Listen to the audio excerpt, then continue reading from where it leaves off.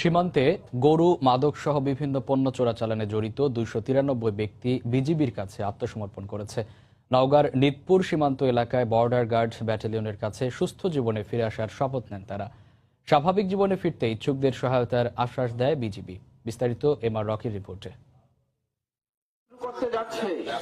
সীমান্তে অপরাধে জড়িত ব্যক্তিদের সুস্থ জীবনে ফিরে আসার জন্য 16 বিজিবির পক্ষ থেকে আহ্বান জানানো হচ্ছিল বেশ কিছুদিন ধরেই। এই আহ্বানে সাড়া দিয়ে নওগাঁর নিতপুর সীমান্ত এলাকায় প্রায় 300 চোরা কারবারি শনিবার বিকেলে আত্মসমর্পণ করেন। আলোর পথে আসার শপথ নেওয়াকে স্বাগত জানিয়েছেন বিজিবির কর্মকর্তারা।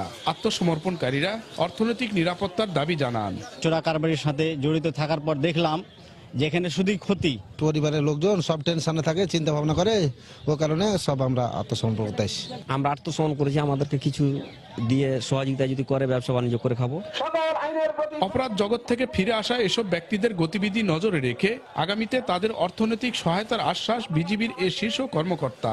তাদেরকে আমরা নজরদারিতে রাখবো এবং তাদের জন্য যাতে তারা পুনরায় যাতে এই পথে ফিরে না আসতে পারে সেটার চেষ্টা আমাদের সর্বদা আমরা সেদিকে খেয়াল রাখবো। আমাদের কিছু উদ্যোগ থাকবে যাতে করে তারা কোনো না কোনোভাবে পুনর্বাসিত হতে পারে। নওগাঁর 110 কিলোমিটার সীমান্ত এলাকায় অন্তত 2000 ব্যক্তি সীমান্ত অপরাধে জড়িত।